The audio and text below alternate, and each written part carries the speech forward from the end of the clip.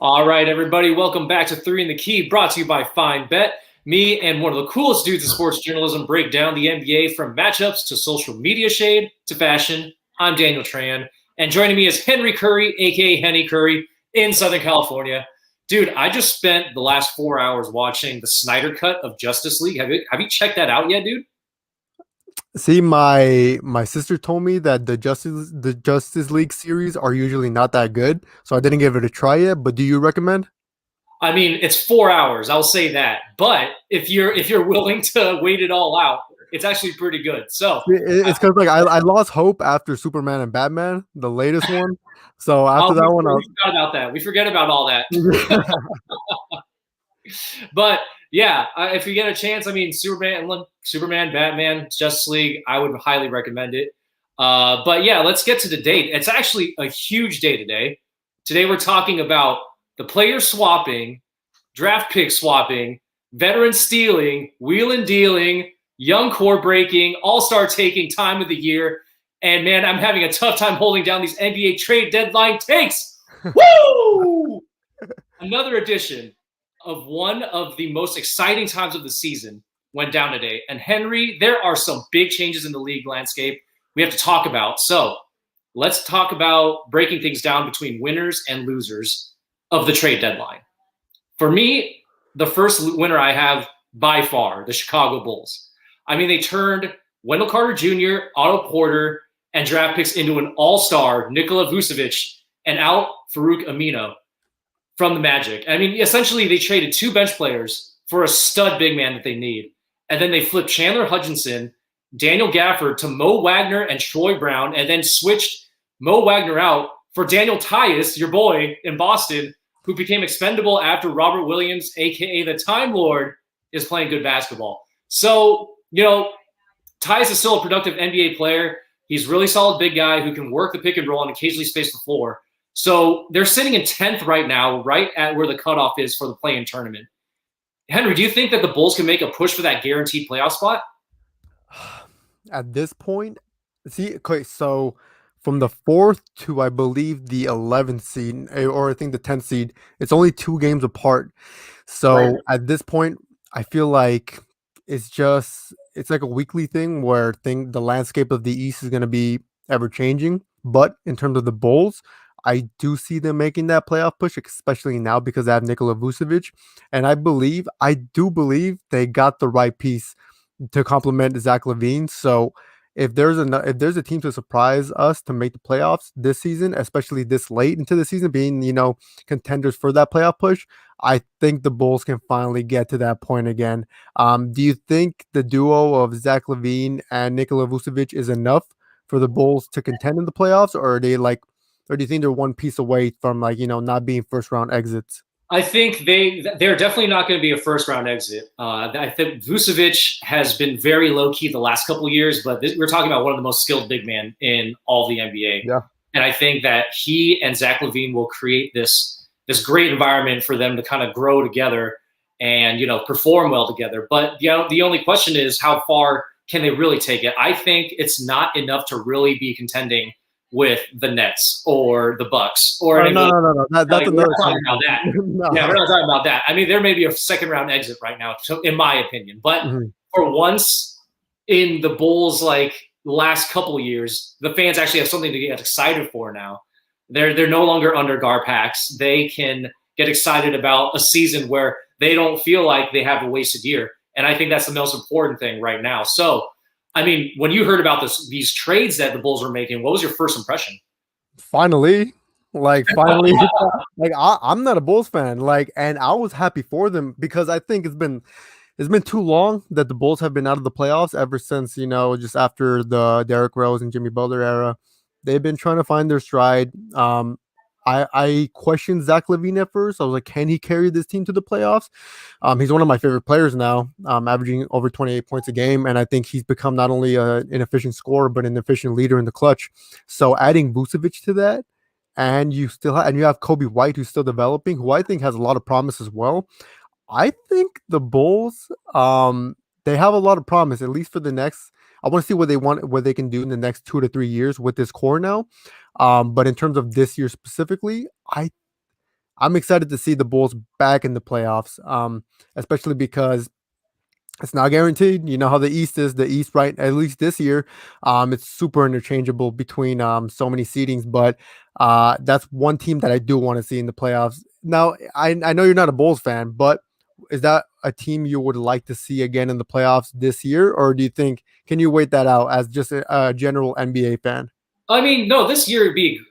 I think they have a great chance of being a guaranteed spot in there because I mean, if they start gelling together, especially Zach LaVine and Vucevic, that brings everybody else into it, right? Lauri Markkanen's still there for the time being, and then you have Kobe White, you have some other really good young pieces there. I think they can make a little bit of noise, especially since that area between I think it's fourth and 10th, like is just so close.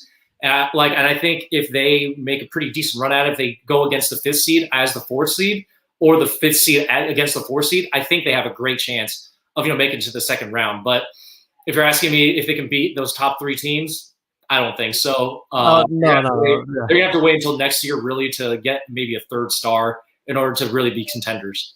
But do you think having Vucevic in Chicago would attract another?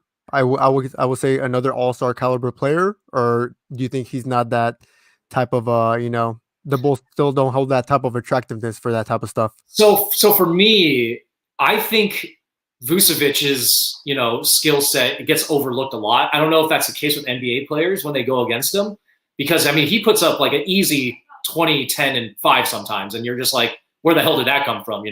So I mean maybe these NBA players are a little more aware of how the value of that, how much he brings in terms of floor spacing and taking up the paint. Surround him with a shooter, like maybe a shooter comes around Chicago and be like, oh, I could definitely play with LaVine and handle the rock. Maybe a point guard comes in and like wants to distribute that out. So I think that I think they have enough to get a third star there. I mean, especially it's the Chicago market, man. Who doesn't want to be successful in Chicago? Where they've seen Scottie Pippen, they've seen Michael Jordan. I think there's a great chance for them to pick up that third star. Yeah. Just real quick, I think I think the only thing holding other superstars or all stars from going to Chicago is that like what you just brought up, that those are some pretty big shoes to fill. So if you don't do that in Chicago, it's kind of goes against the tradition of the franchise itself, and it's been struggling recently. But I think they're in the uptick now, especially with Vucevic going forward. So the East is tougher. Celtics aren't doing that good, but it's all right. We'll get to them later. In Chicago, if you're not built that way to like try and build your own legacy, then they probably don't want you there anyway. So True. yeah, I think they're going to be fine. But like, let's get to the first loser I want to get to, and that's the Toronto Raptors. They don't deal Kyle Lowry, so they have a 35-year-old with an expiring contract that's just going to ride out the rest of the season. They were in serious talks with the Lakers and the Heat, but they were unable to move him. The move that they did do was they dealt Norman Powell for Gary Trent and Rodney Hood, which saves them some money. And Rodney Hood's contract's not guaranteed next year. So, I mean, looking at what they did, it's like kind of like sure, I guess they're planning for the next year. But dude, what are they trying to do here during this trade deadline? I feel like this trade did nothing. Right. It's kind of like I feel like the real losers in this is are the Blazers in terms of that specific trade, because I wouldn't give up Gary Trent Jr. I think Gary Trent Jr. has a lot of value for the Blazers, or at least had, especially what he did in the bubble. I think he showed what type of a threat he can be from beyond the arc alongside CJ McCollum and Damian Lillard. Can he do that alongside Kyle Lowry and Fred VanVleet? I don't know. Honestly, I don't know what the Raptors did. Yeah, no, it's like now they have three small guards. Like, what's going on there, dude? Yeah, like all virtually kind of do the same thing. So it's just right. I want to see the way Nick Nurse implements them. I thought the plan was going to be to trade Kyle Lowry and to start that huge build around Pascal Siakam. But if they want to, you know what? But I'm happy for Raptors fan. Like, I was kind of sad hearing the news that Kyle Lowry was going to get traded. Because I'm like, damn, he really is. If you put into perspective that he really the greatest Raptor of all time, maybe. And seeing him like now, Henry, dude, that I don't know, man. I'm not the one saying that. There was a lot of claims from Raptors Twitter saying that. So those are coming from Raptors fans, and I mean, I feel like it's not a stretch. So why would you want to necessarily trade the I would say the face of the franchise. He's been there for a while. He stuck through, the DeMar DeRozan trade. He stuck through their first championship. Even though if Kawhi Leonard wasn't there, they wouldn't have won. But the thing is that Kyle Lowry is the longevity of that team, and to see him be moved would have been saddening. But it's a business at the end of the day too. Sure. So I guess the Raptors have a long-term plan ahead that'll compromise for it. What do you think? I don't know, man. Like I'm looking at this trade. I'm just like, okay, well, it looks like they're trying to save some money. Yeah. Norman Powell, he's on his way to like his best season, and then he gets dealt to the Portland Trailblazers, and I guess he's going to be like he's going to be a third scorer for that team. Which congratulations to him, he's going to be in the playoffs. But it's like I'm trying to figure out what they're trying to do here. But this is a rare misstep for Masai Ujiri. Just he's usually so good at brokering some deals and improving the team, but this time around it just doesn't seem like they had really any sort of direction. So I mean, let's move on from the Raptors and let's get back to the winners. The Miami Heat, I thought, won a pretty significant trade, pretty close, like at the end of the deadline. They trade away Kelly Olynyk and Avery Bradley to the Rockets for Victor Oladipo. I mean, we were talking about this trade before, getting Victor Oladipo. I mean, they get a nice two-way player with a team that fits his style, and they didn't have to give up Tyler Hero or Duncan Robinson to get him. So, they have this team now that's kind of hot. Bam out of AO, he's actually getting healthier. They got Jimmy Butler. He's playing, stupid good ball, and Goran Dragic doing what he does off the bench. With a team like this, so much talent now, do they have enough to knock out those top three teams? The Nets, the Bucks, the Sixers. I mean, they made it to the conference championship last year, so they arguably have a better team now. They do, and I'm gonna put it like this real quick. If the Heat had Oladipo last season in the playoffs, would have they won? Honestly, do you think they would have gone to a game 7 or won the championship against? It'd been tougher. It'd been tougher for sure. If they had like, their entire team healthy, it'd been tough. Yeah, and like that's going against a Lakers team that arguably they were the best team in the NBA last season, and right now, they're not so hot. There's injuries plaguing the entire team, but against teams like the Nets, against the Sixers, I can see them beating the Sixers. The Bucks, yes, I feel like the Bucks still have a lot of holes to their roster that they need to fill out. That's the only thing. The Nets are the biggest problem now because I think it's proven now that the chemistry between James Harden, Kyrie, and KD, it works really well. And that's something that surprised a lot of us. And now the addition of Blake Griffin just adds more to their roster. So that one would be a tough one. That looks like a Eastern Conference Finals matchup to me. And honestly, it would be very interesting. I think we would all want to see that, right? But if the only thing is Victor Oladipo in the right situation to play like he did prior to his injury? I think he is. I think Eric Spoelstra is going to implement him well in the system. Do you think he's going to be able to reach that level again with the Heat, or do you think it's still going to take some time? I mean, listen. So for me, Victor Oladipo, he gets down on defense, right? And he's playing for a team like managed by Pat Riley, and coached by Eric Spoelstra, who is a Riley guy. He has the same principles and whatnot. So I feel like they have a team perfectly suited to kind of bring Oladipo in, and he might not be the man. That's Jimmy Butler, unquestionably. Oh, yeah. But they have a team now that can, absorb what he does well and then really showcase that without having to sacrifice too much. And I think that, of all the places Oladipo could have gone, I think this is the best situation for him because it's a great fit, and they have a chance to get back to the NBA Finals like they did last year. So I think it was a great choice by Oladipo, or it's a great situation for Oladipo to have been traded to. I mean, do you feel the same way, Henry? I think it's the best situation. I'm happy for Victor Oladipo. I think after his days during his days in OKC, I was like, I don't want this to be wasted talent because I see so much potential in him, and he was able to express all that prior to his injury in Indiana. So I want him to get back to that level and showcase that in the playoffs, and he's going to do that with the Miami Heat. I think he's in the perfect position, especially because if we're talking about the Heat, are they in talks, or are the Spurs in talks with LaMarcus Aldridge for a buyout? And is there's talks of LaMarcus Aldridge possibly going to the Miami Heat, right? I think there's Yeah, reports. no, they already bought him out. It's official. So It's official. he's Okay. so he's kind of in negotiations with with multiple teams right now. Then this Miami Heat team is dangerous. Honestly, like yeah, like the management. They get LaMarcus Aldridge, man. It's gonna be a crazy Western Conference final if they go up against the Nets. Oh yeah, 100%. And I think this, if they make it past the Nets, I think this solidifies Pat Riley is probably the best um, front office, head of front office in at least the Eastern Conference, if not the whole league. But Sam Presti's up there too. He has 17 first round picks and 17 second round picks for the next 7 years. So that's another conversation. But yeah, Sam Ainge over there. Sam Ainge with all those assets that he might not.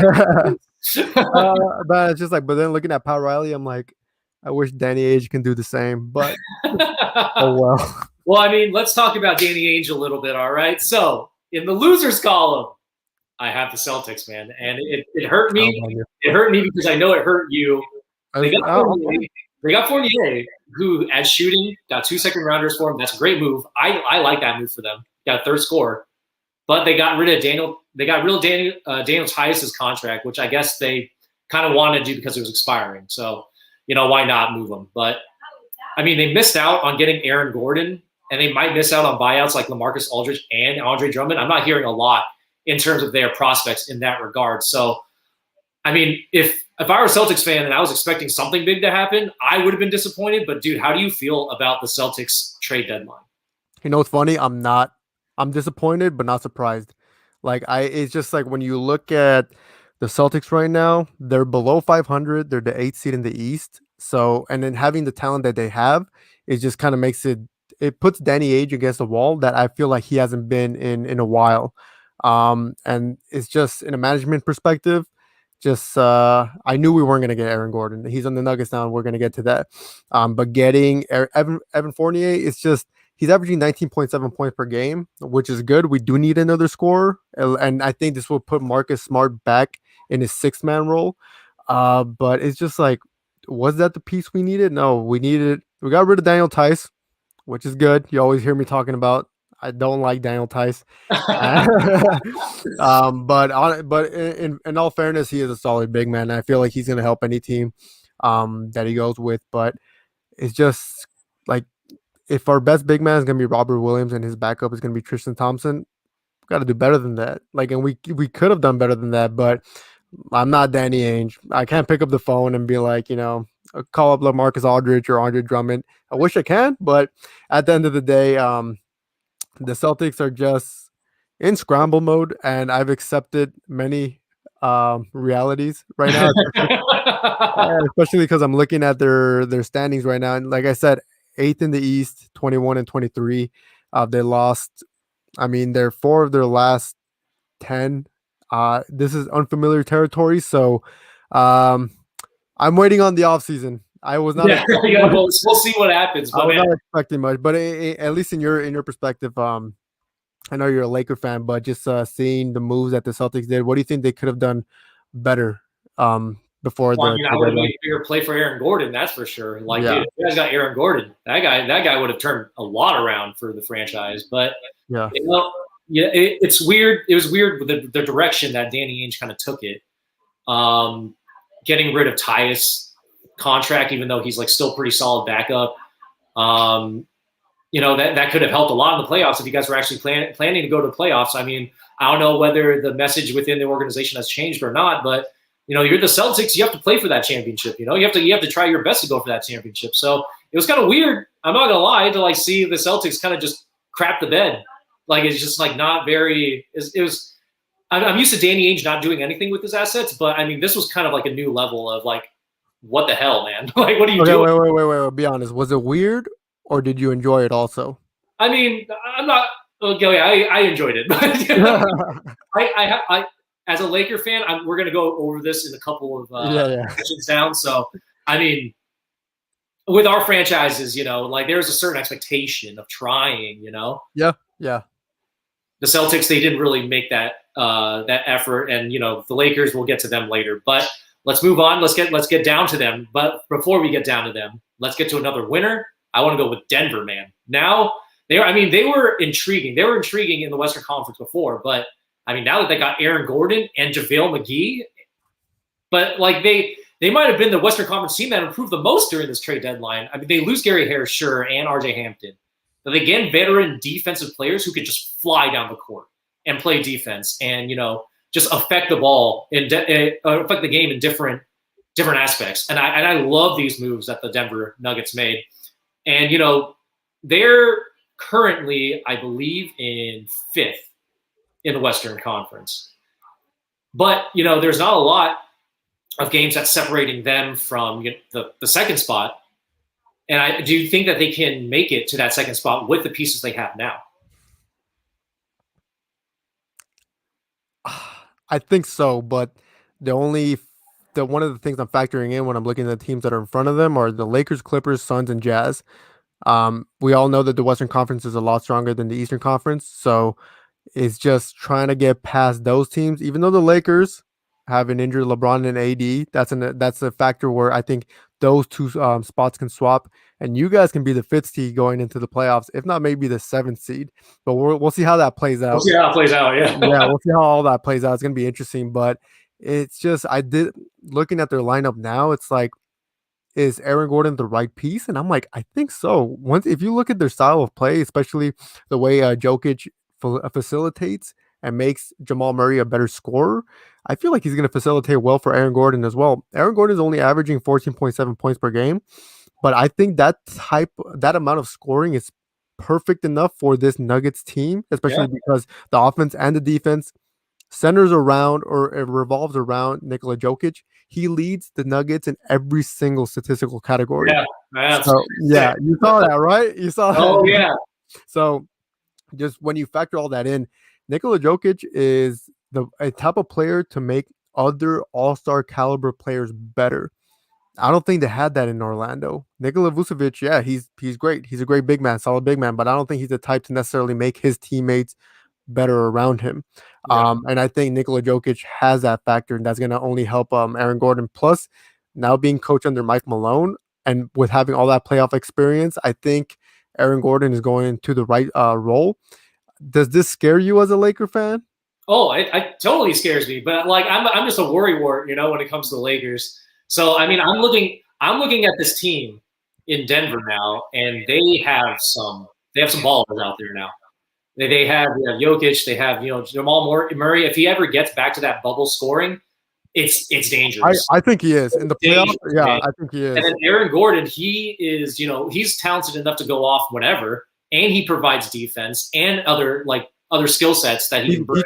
He can shoot the three now. He's been hitting like setbacks and stuff. And then JaVale, he knows everything about the Lakers because he was there for a couple of years. So this team, I'm looking at it now. I'm just like, dang, like this is just another team that the Lakers have to worry about going to the playoffs. I mean, last year they pushed them, a little bit, but now this year I think that they have enough to actually beat them.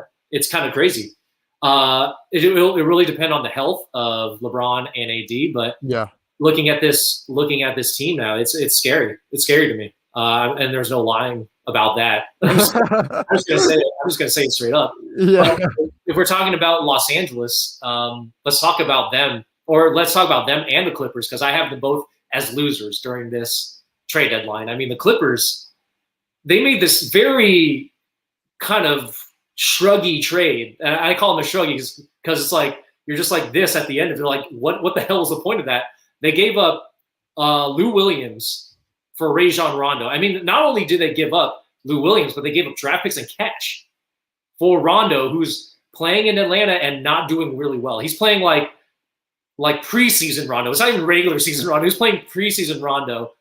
And I'm guessing the Clippers are hoping that he becomes playoff Rondo. Yeah. But, I mean, are they even better after this trade, Henry? Yeah, I'm going to say this right now. It worked for you guys. So why wouldn't it work for the Clippers?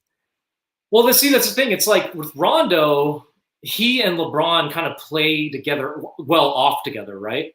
Like, who does Rondo have on that team to play off of? Kawhi? Does Kawhi have like the kind of killer like basketball IQ that LeBron does? I mean, we know that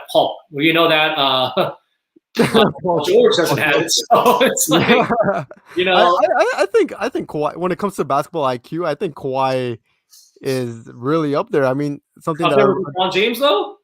okay, when you steal the ball without looking, do you remember that play when he was back in the Oh yeah, of course. okay, that's basketball IQ. The epitome of basketball IQ because he's so aware of not only, he's so aware on both ends of the floor that I feel like having a player like Rondo is gonna help him. Um, because we all know Kawhi Leonard is not a facilitator, but I feel like it's just gonna help Kawhi be more efficient as well and give him better looks, especially because Kawhi's so good at finishing and he's their best scorer because Paul George can be inconsistent, but Rondo is the type to make players better. We've seen it before. Yeah. I think back when he was with the Pelicans, if their meltdown against the Blazers, they lost, they got swept in the playoffs, but before that, like the Pelicans were looking good. He made that team relatively better, even with AD and everything, and he made them somewhat playoff contenders. And I think having Rondo can push the Clippers over the edge, especially when it comes to playoff time. We all saw what he did in the bubble, and we've all seen what he's capable of in the playoffs. So, or do you think that's a fluke now? Do you think that Rondo is kind of over? No, I don't think so. I'll give Rondo the respect he deserves. I mean, when it actually matters, he can play like he can dominate a game still. But it comes in spurts. It like comes in like 2-3 games at a time, and then he kind of disappears. And then, it's with Rondo, his value right now in the regular season is just to get these guys organized and able to perform at their peak in the playoffs, right? Because he has that experience. And once they get there, he can start doing whatever he needs to do in order to get the team to win. I just find it's kind of like I don't really understand. I guess that's the reason for them bringing him on. But like when the trade happened, I was like, this is kind of odd. It's like I'd rather have Lou Williams' like explosive scoring, which can like tangibly affect a game, whereas like Rondo's more intangibles and but like at this point, after watching him on the Hawks, like does he have it still? Like it's questionable. Like at this point it's questionable. I don't think he wanted to play on the Hawks. I think he busted a Blake Griffin because Blake Griffin's first game against the Nets, he dunked the ball for the first time since 2019. Yeah, right. So I wouldn't doubt it if Rondo was kind of downplaying himself in the Hawks because I think this is what players do now. When they don't want to be at a specific team, they do this, drop their value, they get traded, and they start playing like themselves again. An example is like Blake Griffin recently. We know he's got a lot left in the tank. I still think Rondo has a lot left to offer, and I feel like he can bring that sort of value that he was able to bring to the Lakers for the Clippers. And just being under Ty Lue, that's not really, I guess, a factor, but he'll work with that, I guess. Yeah. But aside from that, you guys got another contender? Like I think I say if he got along with if he I think he'll get along with Ty Lue just fine. Just like I think. Because if he got along with the Lakers coach before, I think it's going to be totally cool because, I think he's finally learned to kind of, take the advice of coaches and then kind of implement that without having to fight them all the time like he used to. He's pretty stubborn. He's really stubborn. He's really stubborn. Yeah. But, okay, let's talk about the other LA team, and it dreads me because, I was really hoping they would do something. The Lakers, they had a chance to get Kyle Lowry, man, and they just couldn't give up THT, Taylor Horton-Tucker, they just couldn't give them up. And at first I understood why they didn't do it because, it would hurt their depth. And I do like THT's upside, but then, I put this into our group chat and I just got like eviscerated basically for even this would have been like I can understand why the Lakers like would not make this move. And, I now understand it. It's like they miss out on a former All-Star that is, just waiting to like get his engine revving again for a playoff run. And he's also a champion. And, it would have been a great move for the Lakers to win now for sure, to get somebody that is a proven champion and star on like starting or off the bench. Like who cares? Like he just wants to win a championship at this point. Right. So, I mean, looking at the Lakers, they're currently 4th in the West. Do you think that the Lakers needed to make a move to keep up with their rivals? Because, I mean, after seeing what Denver did and, now we talked about the Clippers, Even though Blazers did something, like, do you think they needed to make a move? You guys have two injured superstars. Yeah. When they come back, I feel like you guys will be more than fine because like in the reality of the matter, like yeah, they could have made a move, but I think Rob Pelinka realized before he pulled the trigger, like, wait a minute, we have LeBron and we have AD. They're injured right now. Inevitably, they're gonna come back because prior to these injuries, the Lakers were cruise walking past the regular season. And like I acknowledge that as well. Like this Laker team is so much better than last season already. Right now, the only anomaly or the only factor is that LeBron and AD are injured. So I don't think they're in they realized they weren't in desperation to make a move. Um, just like realizing those type of things where you do have two of generational superstars injured. Does that bring some sort of comfort for you, knowing that they'll be back? Oh yeah, absolutely. I mean, I like a buddy of mine was asking me, he's like, "Am I worried about the Lakers right now? Now that both LeBron and AD are out?" I was like, "Not really. Like, I don't care about that like what playoff ranking they are, as long as it's a guaranteed spot. If it's like within 1 to 6, I really don't mind where they're at because I think like once it gets to playoff time, they can do what they usually do, which is just win and dominate. Like you saw what happened last year. They would always lose the first game, and then they would just win the next four. Yeah, the rest of the time. So I think that if this team is better than last year's team, I think once everybody gets healthy, I don't think it's going to be that much of a worry. Would have been nice to have Kyle Lowry. I think it would have been.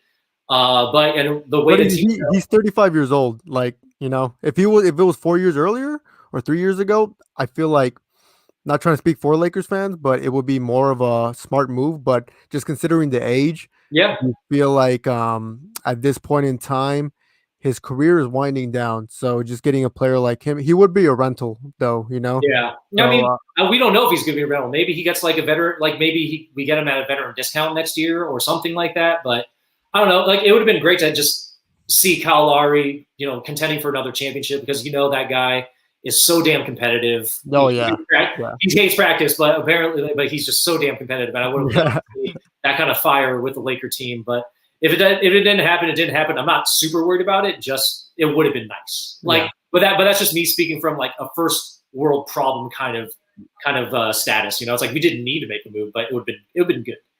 You just want a Kyle Lowry jersey and a Laker uniform. Every star looks great in purple and gold, man. I'm just gonna say that right now. Okay. So talk about quickly about two winners that I wanted to get to. The 76ers, they didn't get Lowry, but they got George Hill, which is a good two-way player for them, and he can space the floor, right?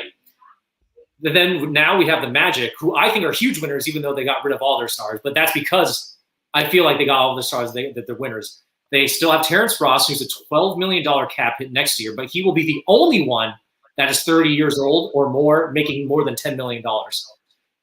They will still have Jonathan Isaac, Markel Fultz, RJ Hampton, Cole Anthony, Mo Bamba to build around, and everyone is going to be under 25. So they have plenty of young talent to build around. Do you think that they will take long to become playoff contenders, or do you think that, it's going to be kind of an immediate build? I think it's going to take long because when I think of the Orlando Magic, especially the post Dwight Howard era, it took them a while to get back to the playoffs and barely still, being first round exits and not having too much success in the playoffs. So now, getting rid of their best players, it's rebuild time. But I feel like if Markel Fultz never got injured this season, we wouldn't be talking about a bunch of trades. I think we would be talking about the Magic being the fourth or fifth seed in the East instead. With Markel Fultz? With Markel Fultz, because he had such a good start to the season, and before his injury, they were 5-0. So it's just like the Magic finally figured it out. Boom, just bad luck for the Magic, and I feel like that's just their franchise in a nutshell. Like I said, after the post Dwight Howard era, so I feel like I don't want that luck or that fortune to follow them, that type of fortune to follow them, but I feel like it may, just knowing that the direction of the franchise is kind of unknown. But they do have all of that young talent to build around, and I think that's they're going to bet on that, and they're going to bet on Jonathan Isaac and Mo Bamba, and they still have Markel Fultz, who's going to come back, and I think he's going to come back strong. But Let's see what happens. Might take a few years. Do you have a timeline on when they might make it back to the playoffs? I mean, my timeline is always 3 years. Like after we say, oh, this team looks good, or like this team has talent. If you say a core has talent, I'll give them 3 years to figure it out. So like I'll give them the 3 years. I think it'll take them 2 years. I think it'll take them 2 years though, because like I think that they've been in the league long enough to kind of know what it takes to play games. So they just have to figure out how to win. And I think that 2 years down the road, I think it'll be the Magic will have something to look forward to for sure. Speaking of looking forward to, there's a week ahead, and we can talk about games, but the thing I'm looking most forward to is the buyout market. So the trade deadline might be over, but the player movement doesn't stop. So undealt stars, hitting the market, teams will be clamoring for their services. LaMarcus Aldridge is at the top. He got bought out by the Spurs. Miami's considered the front runner for him, but he will field other offers from other teams as the week rolls on. The Celtics, the Lakers, and Portland are in the mix to get him. Do you think that he ends up with the Heat? Because, I mean, those three other teams have great pitches that they can make to get him to play for them. So do you think the Heat will get him?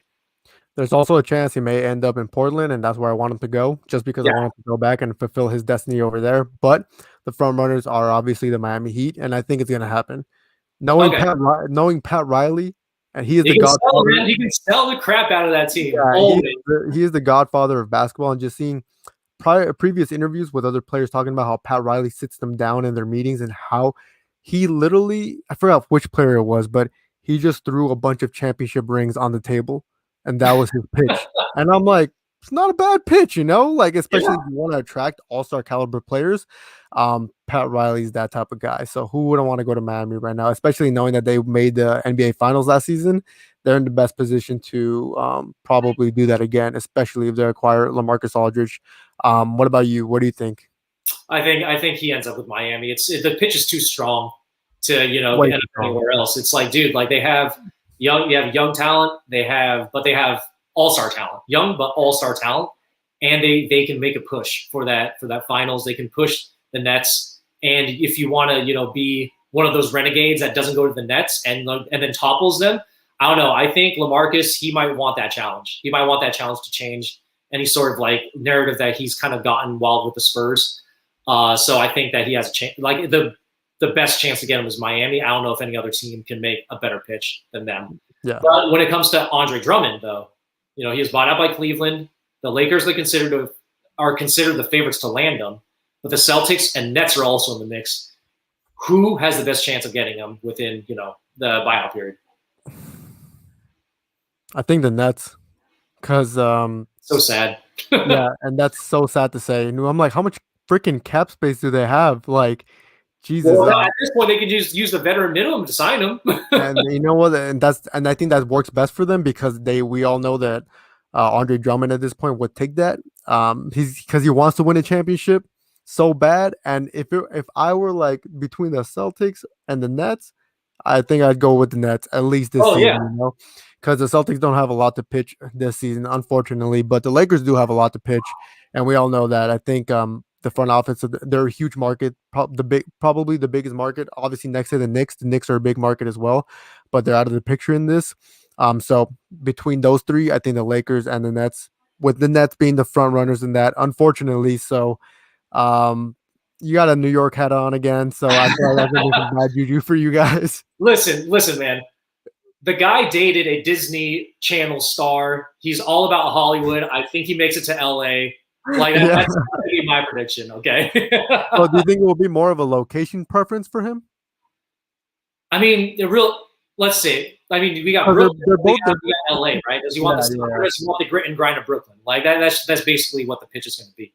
I think that, he seems like a guy that likes to have fun. He likes to have that sunshine. I think he goes to California. That's just my opinion. Like, this is just pure speculation. I have nothing to back that up. But, I just think that it's because we live in Cali. So yeah, we exactly. know, yeah. But I live in Brooklyn. Brooklyn's great. If you know what to do, it's like they have everything within arm's reach. It's great. And you're subconsciously comparing the weather, so you're kind of making that decision for him. And I don't blame you. I was like, I like California weather. But yeah, I mean, I think no matter where he goes, he's going to go into a great situation. I just think that the Lakers are a better situation because they need that big man. And if he really wants to get an extended run, especially with AD out, dude, like he can make a name for himself in Los Angeles right away. All right, well, that's it, folks. This episode of 3 in the Key is over. Thank you for listening. Be sure to catch us next Thursday and look for our work on FINDBET.com. See you next week.